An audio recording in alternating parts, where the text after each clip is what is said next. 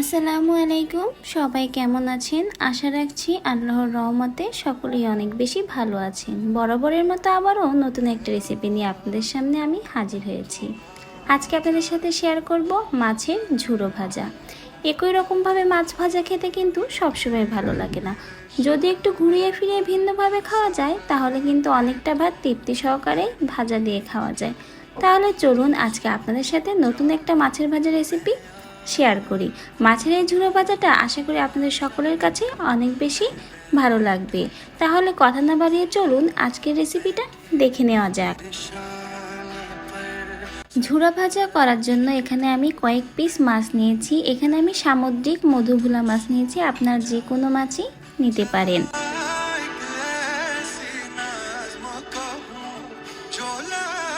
মাছগুলো ভাজা করার আগেই একটু হালকা সেদ্ধ দিয়ে নিব।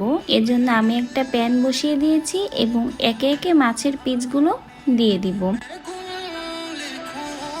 মাছটা সেদ্ধ করার ভেতরে এর ভিতরে কিছুটা আদা বাটা দিব এবং আমি দুটো কোয়া রসুন থেতো করে দিয়েছি। কিছুটা লবণ এবং কালারের জন্য সামান্য একটু হলুদ দিয়ে এখন আমি এই মাছগুলোকে সেদ্ধ দিয়ে নিব হালকা একটু পানি দিয়ে।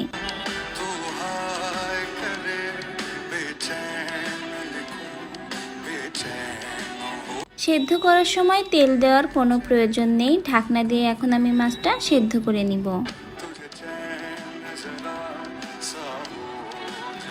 মাছটা সেদ্ধ হওয়ার পরে নামিয়ে এখন আমি ঠান্ডা করে কাঁটাটা ছাড়িয়ে নিচ্ছি। আর এই মাছটাই তেমন বেশি কাঁটা থাকে না, অল্প সময়ে ছাড়িয়ে নেওয়া যায় কাঁটাগুলো।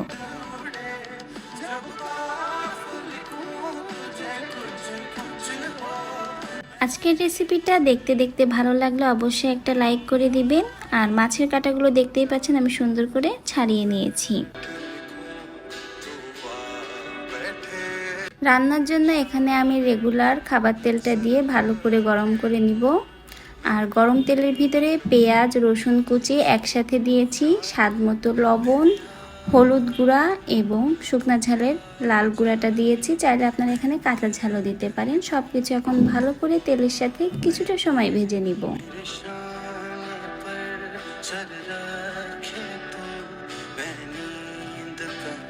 মশলাগুলো মোটামুটি অনেকটা সময় ভেজে নিয়েছি। আর এখন এর ভিতরে কাটা ছাড়িয়ে রাখা মাছগুলো দিয়ে দিব। আর সাথে আমার একটু মাছের ডিম হয়েছিল, সেটা আমি কাঁচা অবস্থায় দিয়ে দিয়েছি। মশলার সাথে মাছটা ভালো করে মিশিয়ে নিয়ে এখন ঢাকনা দিয়ে কিছুটা সময় মাছটা ভেজে নিব।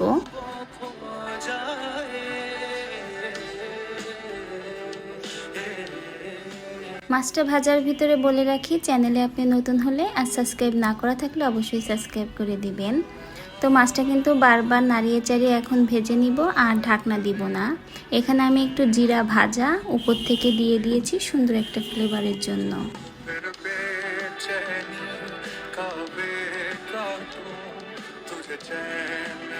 মাছের ঝুড়ো ভাজা করার জন্য এভাবেই মাছটা কিন্তু বারবার ভেজে নিতে হবে।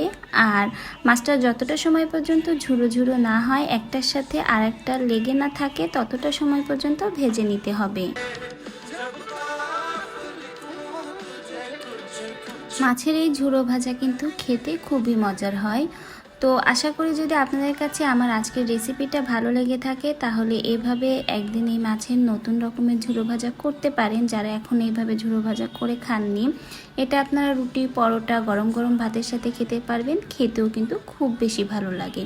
তো আশা করি আমার আজকের রেসিপিটা আপনাদের সকলের কাছে অনেক বেশি ভালো লেগেছে। এতটা সময় নিয়ে ধৈর্য সহকারে আমার ভিডিওটা দেখার জন্য সকলকে অসংখ্য অসংখ্য ধন্যবাদ।